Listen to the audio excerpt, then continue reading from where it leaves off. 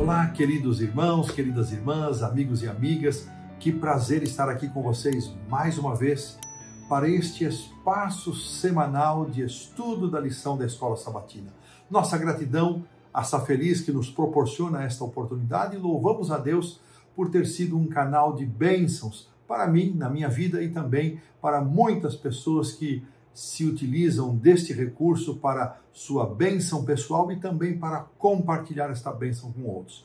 Quero incentivar você, se você está entrando pela primeira vez ou você que já é um frequentador habitual, se inscreva no link que aparece aqui na nossa tela, porque ao fazer a sua inscrição, você vai receber no seu WhatsApp o acesso direto ao estudo da lição e você ainda tem as novidades da Safeliz chegando para você. Você também pode postar o seu pedido de oração, fazer o seu comentário e lembrando que a Safeliz mantém um grupo de intercessores. E quando os pedidos de oração são colocados aí, nós não só sabemos que a Safeliz vai estar orando, mas nós podemos orar uns pelos outros. Isso nos dá um forte senso de família espalhada pelo mundo, aonde quer que estejamos, estamos orando uns pelos outros. Quero também incentivar o compartilhamento. Tenho ouvido muitas pessoas dizerem, pastor, estou compartilhando com tantos e tantos. Às vezes são grupos menores, às vezes são grupos grandes. E quem recebe esse compartilhamento certamente é abençoado, mas quem compartilha também é muito abençoado. Nós estamos na lição de número 3 deste segundo trimestre de 2025, que tem como título Imagens do Casamento. E como é nosso costume, você já sabe, convido você antes do estudo a curvar a fronte e juntos oremos ao Senhor. Pai querido, Deus de amor, bondade e misericórdia, graças te damos, Pai, por todas as bênçãos recebidas, especialmente quando abrimos a Tua Palavra, podemos sempre perceber algo mais do Teu amor, da Tua bondade e de Tua misericórdia. Fala ao nosso coração ao estudarmos as lições. Põe, Senhor, em nossa mente o desejo de um profundo conhecimento e que o Teu Santo Espírito nos guie a toda a verdade, nos dê sabedoria para a compreensão e disposição prática para estes estudos. Assim oramos em nome do Senhor Jesus. Amém. Imagens do casamento, eu já mencionei o título, o verso está em Apocalipse 19, 9, verso esse que será considerado na lição da quinta-feira e diz assim: Então o anjo me disse, escreva, bem-aventurados aqueles que são chamados à ceia das bodas do Cordeiro. E acrescentou, são estas as verdadeiras palavras de Deus. No sábado à tarde, o autor inicia dando-nos uma indicação daquilo que vamos estudar durante os dias subsequentes. E ele nos relembra de que a Bíblia está cheia de histórias reais que revelam de forma poderosa os aspectos relevantes do amor de Deus e do seu plano de salvação. Este relacionamento que existe, chamado casamento, ele é uma grande escola, na verdade é uma grande escola, e que se nós permitirmos que Deus nos conduza para que essa escola seja frequentada da melhor forma possível, nós iremos descobrir lições profundas para a nossa vida aqui neste mundo e também para a nossa vida na eternidade. Embora o pecado tenha criado muitas distorções no casamento, nós sabemos que não existem casamentos perfeitos, porque não há pessoas perfeitas, mas o autor do casamento, este sim é perfeito, e nós ainda podemos perceber nesta instituição muito do ideal divino ao criar a raça humana e ao instituir a própria instituição do casamento. Nesta semana, nós estaremos estudando de forma muito especial aspectos positivos e também aspectos negativos do casamento, a fim de entender melhor como Deus se relaciona com seu povo e perceber que, mesmo quando surgem falhas e existem falhas, são oportunidades de crescimento e aprendizado para a nossa vida espiritual, para compreendermos melhor o amor de Deus, a sua bondade e a sua misericórdia. Eu espero que consigamos fazer uma boa imersão nestes casos bíblicos, começando lá com Gênesis, o primeiro casamento, depois vamos para a bela noiva de Ezequiel, depois a esposa prostituta de Oséias, uma das histórias mais impressionantes da Bíblia. Vamos voltar para o Gênesis, estudar Isaac e Rebeca, e vamos depois pular para o Apocalipse, onde veremos o julgamento da prostituta. Esse é o nosso programa de estudos dessa semana, e com isso pomos um ponto final na lição do sábado à tarde. Começando então, indo para a lição do domingo, nós temos como título Uma Só Carne. E eu quero trazer aqui a nossa lembrança, e eu vou buscar aqui, minha Bíblia inclusive já está aberta no livro do Gênesis, e eu vou pedir para a produção colocar aí os versos 23 a 25 do capítulo 2 do livro do Gênesis, onde encontramos o seguinte: E disse o homem: Esta, afinal, é osso dos meus ossos e carne da minha carne, e chamar-se-á varoa, porquanto do varão foi tomada. Por isso, deixa o homem pai e mãe e se une à sua mulher, tornando-se os dois uma só carne. Daí o título da lição do domingo. Ora, um e outro, o homem e sua mulher, estavam nus e não se envergonhavam. Este texto ele é muito importante, ele é a instituição do casamento, conforme nós encontramos no livro dos Começos, no livro do Gênesis. E ele nos ajuda a pensar que o casamento é uma dessas metáforas, é uma dessas ilustrações que mais ressaltam e de melhor forma ressaltam a intimidade que Deus deseja ter com seu povo, com os seus filhos. Essa ilustração ela é usada com muita frequência na Bíblia e ela aparece de forma tão marcante no Apocalipse que nós precisamos recorrer ao livro dos primeiros começos, ao livro do Gênesis, para que entendamos a forma como ela foi usada no começo, para que possamos ter um melhor discernimento e uma melhor compreensão quando ela vai aparecer nas profecias apocalípticas. Interessante que o apóstolo Paulo, lá na carta aos Efésios, capítulo 5, 29 a 32, ele faz referência a este fato, mas o verso 32, ele escreve o seguinte: grande é este mistério, mas eu me refiro a Cristo e a igreja. Ele está falando do casamento, mas ao falar de grande mistério, ele se refere a Cristo e a igreja. Lembrando, irmãos, amigos, que mistério, o conceito de mistério na Bíblia, é algo que esteve ou estava oculto, mas que, de alguma forma, em algum momento, ele é revelado. Então, Deus vai revelar a forma como ele lida com a sua igreja, que Paulo considera esse um mistério, ou seja, se não havia tanta compreensão, agora nós podemos compreender usando a metáfora, a ilustração do casamento para que isso seja um ponto de compreensão. Um casamento duradouro, ele é marcado por alguns elementos: amor, fidelidade, comunicação, e esse era o ideal de Deus.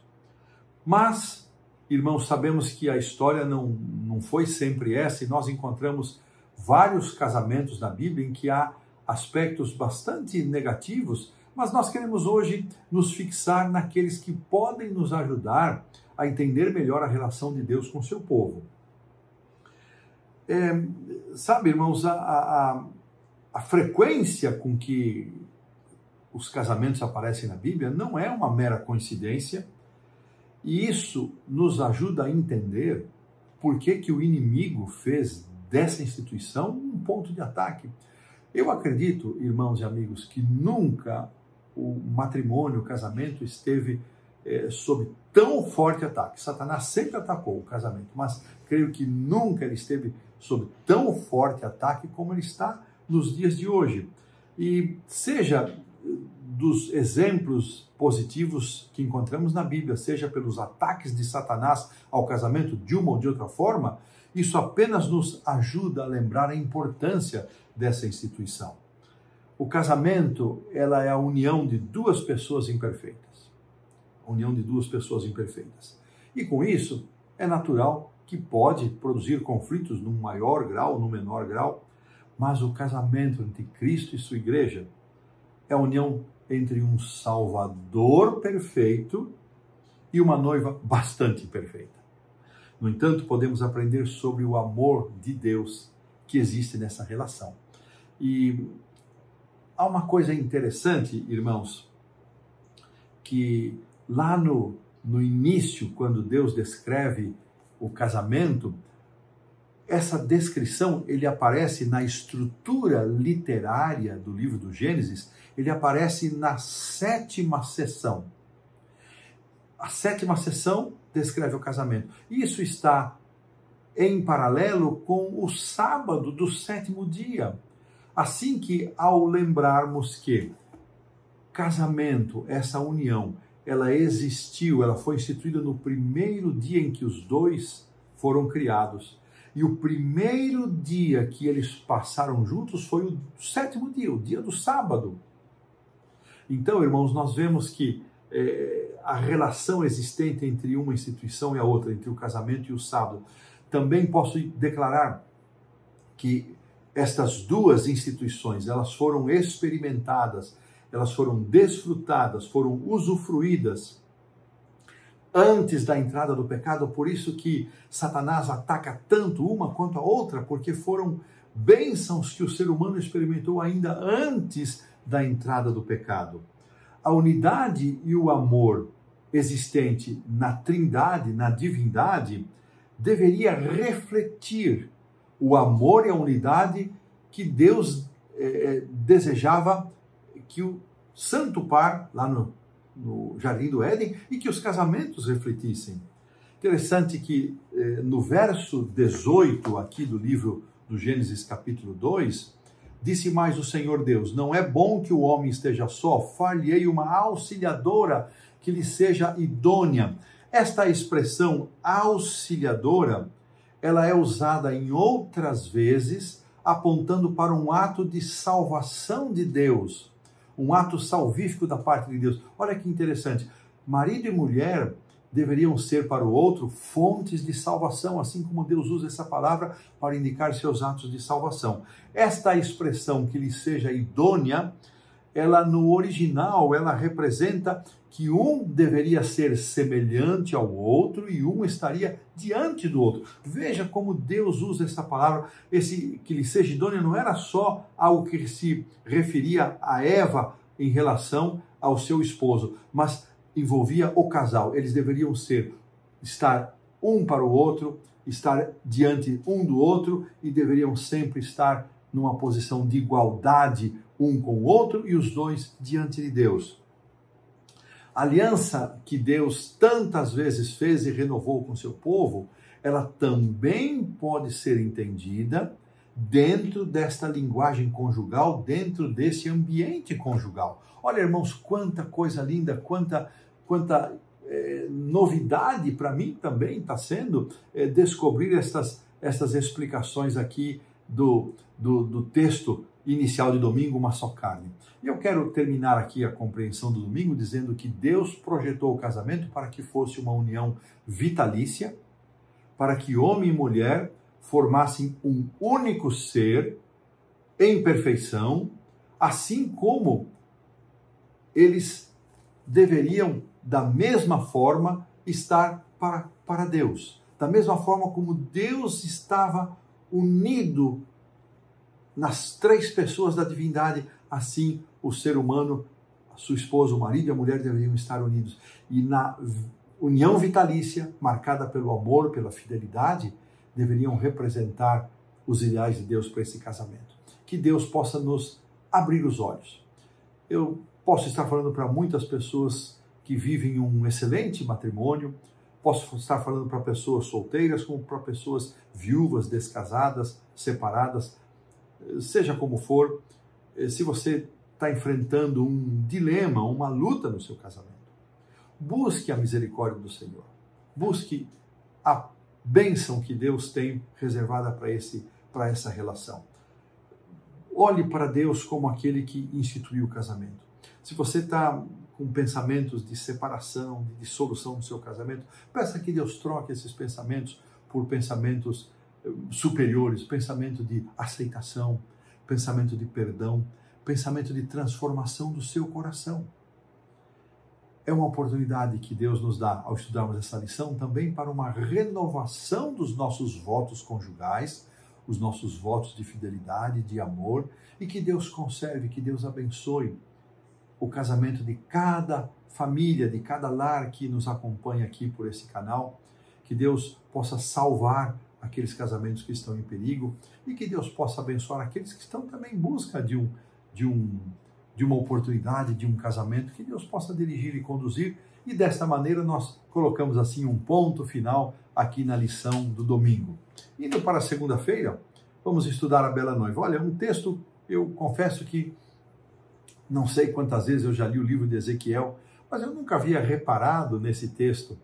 Um texto interessante, Deus fazendo uma comparação lá em Ezequiel 16, de que Israel alguém deu à luz a essa criança, uma criança, ela estava abandonada, envolta em sangue, e Deus então a tomou, a cuidou dessa criança, ela cresceu, se tornou uma linda mulher, e Deus a cercou de bênçãos, de beleza, de sabedoria. E que interessante esses aspectos descritos aqui, dos versos 8 a 14 do capítulo 16 de Ezequiel, são detalhados esses cuidados, esses mimos, né? Eles até podem ser sugestão para que marido mime suas esposas, esposas mimem os seus maridos, né? Desta mulher. Mas aí o verso 15, deixa eu localizar aqui o livro de Ezequiel, capítulo 16. Então aqui no verso 15, diz o seguinte, vou pedir para a produção colocar aqui, mas confiaste na tua formosura e te entregaste à lascívia, graças à tua fama, e te ofereceste a todo o que passava para seres dele. Mais uma vez, o povo se afasta de Deus. Então, esta fama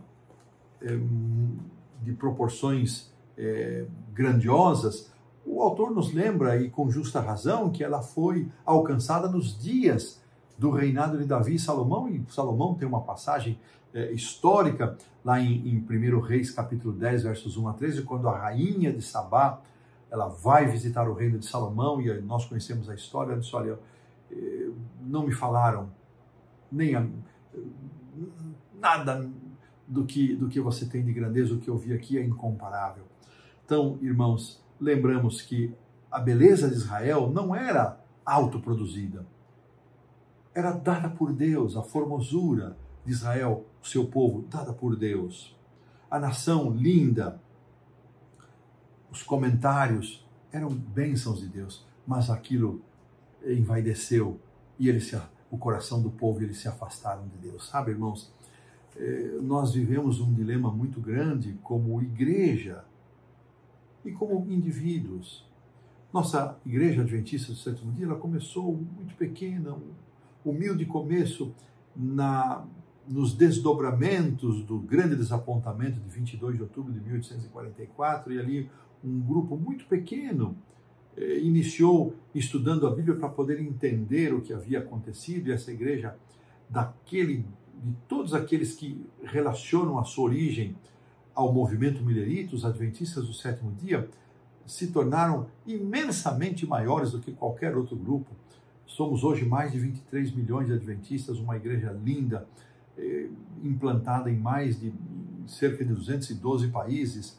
É um número sempre que pode estar variando para cima ou para baixo, mas em mais de 200 países, com instituições maravilhosas na área educacional, na área hospitalar, na área de publicações, na nossa estrutura organizacional, mas nada disso é autoproduzido. Deus estabeleceu essa beleza por meio do dom profético, pelas revelações dadas a Ellen White, com exceção das nossas doutrinas que foram encontradas pelo estudo e oração sob a bênção de Deus, mas toda essa pujança organizacional veio para nós por meio do dom profético.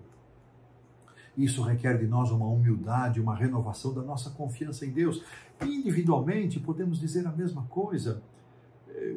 Quando nós crescemos em qualquer nível da vida, espiritual, social, intelectual, não é problema que alguém enriqueça, que alguém encontre um desenvolvimento acadêmico, tenha títulos. Não, a questão está a quem nós atribuímos a fonte de todas essas bênçãos. Será que nós reconhecemos como igreja, como organização, temos reconhecido que Deus é a fonte de todas essas bênçãos, como indivíduos, como família, temos reconhecido que se há sabedoria, se há virtude, se há talento, se há prosperidade, se há êxito, se há sucesso, há uma fonte. Tiago 1,17 nos lembra que essa fonte é o Pai, que lá do alto nos oferece essas dádivas especiais. Esse foi o pecado de Israel. Tudo estava bem, até que eles permitiram que o orgulho, a arrogância tomasse o lugar de Deus, e eles então abandonaram a Deus e estabeleceram práticas idólatras, apostasia, costumes que Deus havia abominado, pedindo que eles se afastassem. Eles fizeram até pior do que aquelas nações. E este é um erro, infelizmente, repetido e recorrente na Bíblia, e serve de advertência para nós. Não cometemos esse erro. Lembre-se de Laodiceia, a mensagem, o orgulho de Laodiceia. Eu estou farto, estou rico, e somos, no final de contas, miseráveis, pobres, cegos e nus. Que Deus nos conserve a humildade e o nosso senso de dependência de Deus, e que Deus nos abençoe, que o orgulho esteja tão longe de nós como o céu está distante da terra.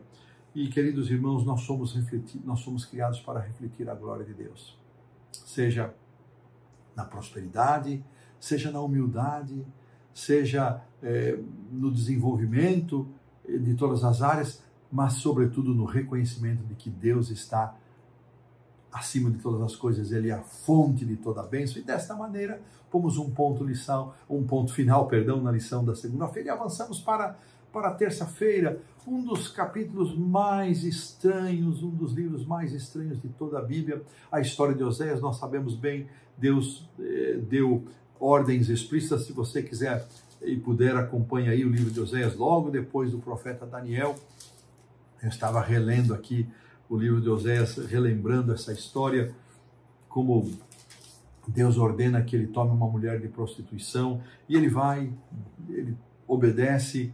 E sabe, irmãos, o que eu achei mais impressionante aqui, só relembrando, ela vai com o profeta dá a ela um lar, amor, carinho, dignidade. Muito possivelmente eles tiveram um filho juntos, o primeiro, que é o Jezreel, é isso mesmo? Jezreel, e é possivelmente que os outros dois são filhos que, quando ela volta para a atividade da prostituição, e Deus diz: vai lá, Oséias, traz ela de volta outra vez. E sabe, irmãos, o que mais me impressionou ao estudar esta lição é que Deus não só nesta história estava apontando os erros do seu povo lá no Antigo Testamento, como ele também nos ajuda a entender os erros da igreja nos dias atuais. Mas mais do que isso, Deus estava também demonstrando a maneira como ele lida conosco, sua misericórdia, sua compaixão. Essa história não fala apenas dos erros de um povo de dura cerviz, obstinado, endurecido, mas fala de um Deus amoroso, perdoador, misericordioso. E uma coisa que me calou muito profundamente, eu nunca havia pensado nisso, é que quando o povo de Israel viu Oséias, o profeta, o representante de Deus para o povo, casar-se com uma prostituta, ter um filho com ela, ela retorna para a prostituição, ele a busca novamente, traz agora os filhos que não eram mais filhos dele, que não eram seus filhos, eram filhos da prostituição.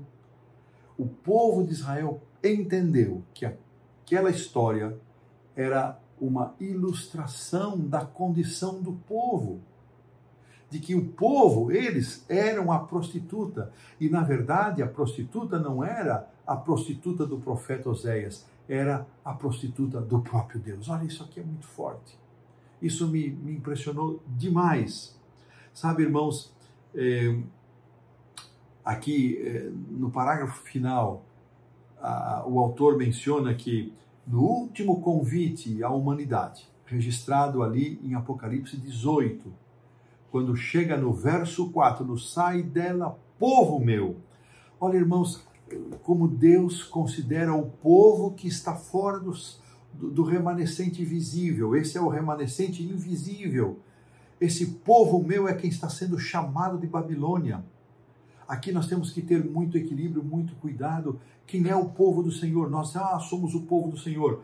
Bom, o povo do Senhor verdadeiro é composto por um remanescente visível, escatológico, mas um remanescente invisível que está em todas as partes e nós não conhecemos. São as ovelhas de quem Cristo disse, não estão no aprisco que me convém ajuntar.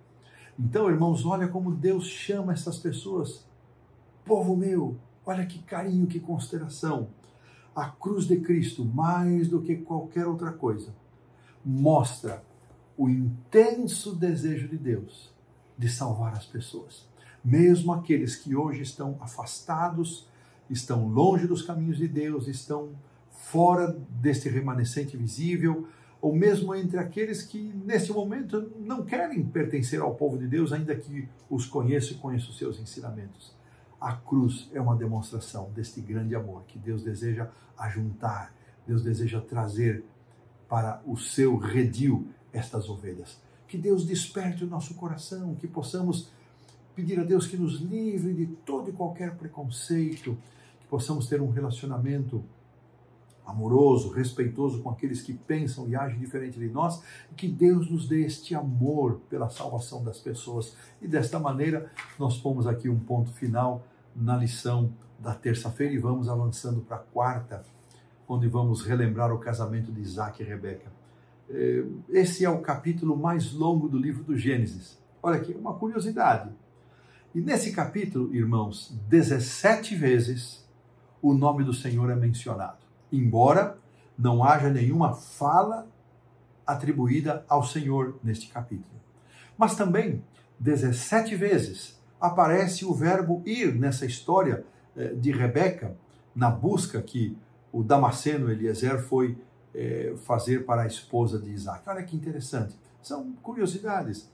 E neste capítulo, que é o capítulo 24 do livro de Gênesis, aqui nós temos 4 pontos para serem destacados. Então, primeiro, Deus toma a iniciativa da aliança. Ele espera a resposta da noiva. Existe aqui um componente que é a oração envolvido e tem também um componente de amor. É interessante lembrarmos da insistência e da posição de Abraão, e alguns podem até achar que Abraão tenha sido extremamente exclusivista. No entanto, essa era uma questão muito mais espiritual do que étnica. Era uma questão muito mais teológica e não uma questão simplesmente nacionalista. E sabe, irmãos, há muitas pessoas que acreditam que o jugo desigual, a igreja não deveria falar mais nisso, porque pode ferir alguma sensibilidade. Irmãos, o Deus do Antigo Testamento, o Deus do Novo Testamento é o nosso Deus. Deus nos deu orientações que nós não devemos praticar o jugo desigual, porque Deus sabe que quando um jugo desigual acontece num casamento, quem já participou disso? Há histórias, sim, de cônjuges que se convertem, mas essas histórias são as exceções, elas não são a regra.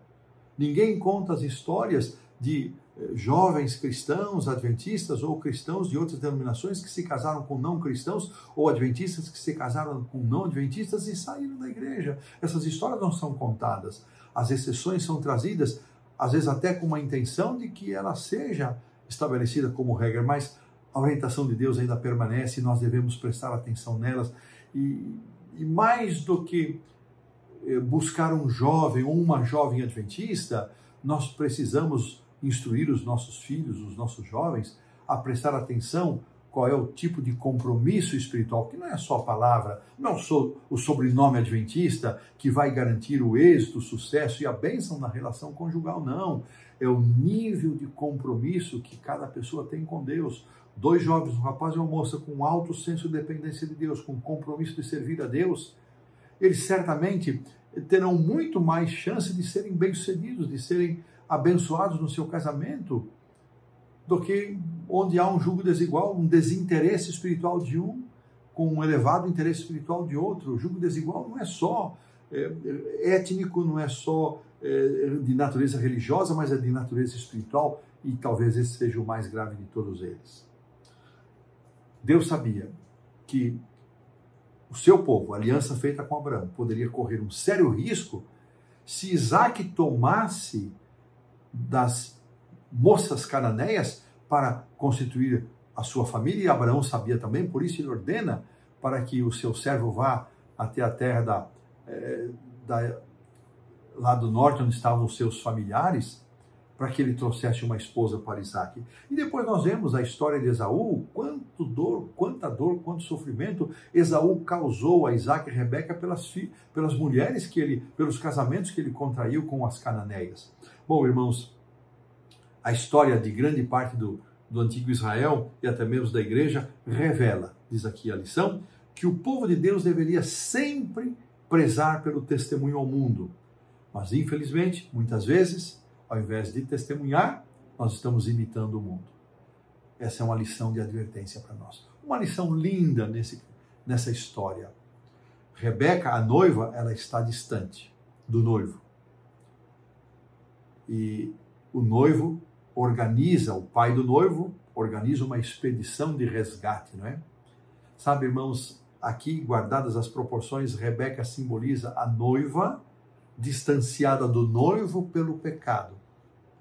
Mas o nosso Deus, o nosso Pai, proveu em Cristo Jesus a diminuição dessa distância, o resgate. Mas esse resgate não foi obrigatório. Quando a gente vai lá para o Gênesis 24, há um texto, aqui ao verso 58, chamaram, pois, a Rebeca e lhe perguntaram, queres ir com este homem? E ela respondeu, irei. Só aqui nesse verso, duas vezes, o desdobramento do verbo ir. Irei. Irmãos, nenhum serviço para Deus é obrigatório. Não há valor. Há que haver uma resposta. O esforço de Deus, o esforço de Abraão, representando o esforço de Deus em resgatar a humanidade, passava pela aceitação de Rebeca. Se ela não quisesse ir, e é curioso que tivesse sido assim num tempo em que as moças não eram muito consultadas sobre casamento, não. Mas nesse caso foi porque isso apontava para uma ilustração. A igreja, a noiva de Cristo, ela precisa escolher estar perto de Jesus. Nós precisamos aceitar essa proposta de Deus. Temos aceitado o convite de Jesus para vivermos perto dele, uma vida de comunhão com ele. E é muito lindo quando o texto diz que, ali eu vou até fazer a leitura, a produção, põe aí para nós, o verso 63 e o 64, saíra Isaac a meditar no campo, Gênesis 24, 63 e 64, saíra Isaac a meditar no campo ao cair da tarde, e erguendo os olhos viu, e eis que vinham camelos. E Rebeca também levantou os olhos, e vendo a Isaac, apeou do camelo. Irmãos, olha que interessante. Isaac estava em oração. Então, esse casamento ele foi construído não só pela ordem de Abraão, Isaac estava envolvido em oração, como devem ser os nossos matrimônios, quando estamos por tomar essa decisão e quando estamos já envolvidos no matrimônio, ele deve ser mantido sob a bênção de Deus, mas também com oração. E o outro elemento aqui é o amor, e ele aparece no verso 67. Isaac então conduziu-a à tenda de Sara, mãe dele, tomou a Rebeca, e esta lhe foi por mulher, e ele a amou. Assim foi Isaac consolado depois da morte de sua mãe. Aqui na nossa simbologia, Cristo amou a igreja, Isaac amou a Rebeca. Este amor que existiu entre os dois foi um pacto que tornou aquele casamento possível, viável, uma união que foi preservada até o fim de suas vidas, mesmo com aquele episódio de Rebeca sugerindo a Jacó que o seu filho enganasse o seu esposo, mas isso foi um desvio de conduta ali, uma exceção, mas esse amor marcado, veja, irmãos, quanta coisa linda nessa história. E aqui, irmãos, nós encontramos uma lembrança de que amar a Deus significa um compromisso com Ele. Eu amo a Deus, mas qual é o seu compromisso com Deus? Amar a Deus não é uma profissão de fé, de palavras apenas, é um compromisso.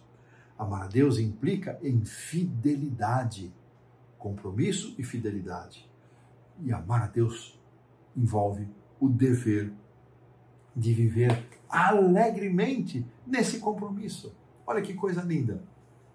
Amar a Deus, fidelidade, é um compromisso, é fidelidade e é um viver alegre. Que Deus nos abençoe, que Deus nos capacite, irmãos, a fazer da nossa relação com Ele uma relação de amor, marcada por esse senso de fidelidade, esse senso de dever e esse senso de alegria. Que Deus nos ajude a viver dessa maneira e desta forma pomos aqui um ponto final na quarta-feira e avançamos para a quinta-feira, onde temos o texto de Apocalipse 19, mencionado ali no verso para memorizar, que foi o verso 9. E aqui a pergunta 6 faz uma afirmação, né? Antes da pergunta, ela diz o seguinte: os seres celestiais comemoram, na descrição do Apocalipse 19, duas coisas. Primeiro, a destruição da prostituta e o casamento de Cristo com a sua noiva. Olha que coisa linda. E aqui a lição vai trazer para nós, irmãos, usando essa figura, não é, que a prostituição, a infidelidade conjugal, ela cobra um preço muito caro para a família, para a sociedade, para a igreja. Os filhos sofrem, a esposa sofre, o marido sofre, o que traiu sofre, a pessoa traída sofre. É sofrimento, só dor, só tristeza. Mas quando este mundo chegar ao ponto em que não haverá mais alternativa, Deus já terá feito tudo o que podia ser feito. Já não há mais possibilidade, a porta da graça está fechada. Então, não há mais sentido em haver continuidade nesse mundo de pecado. Então, aqui nos diz que ainda que Deus e os seres celestiais sintam tristeza pelos perdidos, os que sofreram sob o domínio do pecado poderão agora finalmente comemorar que o pecado chegou ao final. Mas isso só, sabe, irmãos, que essa frase aqui do autor me deu uma percepção adicional daquele sentido do senso de demora, quando achamos que Deus está demorando muito, que o Senhor está demorando para voltar.